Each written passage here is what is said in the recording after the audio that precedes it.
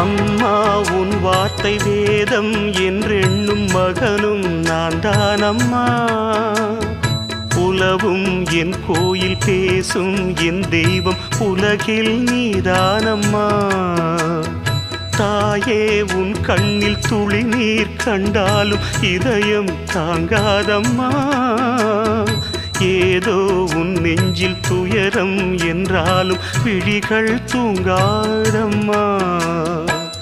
வண்ணமுகம் வாடி நிற்க பார்த்ததில்லை நானும் என்னாலும். வாடை கொஞ்சம் கூந்தலை ஆடை கொண்டு மூடிட வருத்தம் என்ன இந்நேரம். சொல்லி சொல்லி வந்ததில்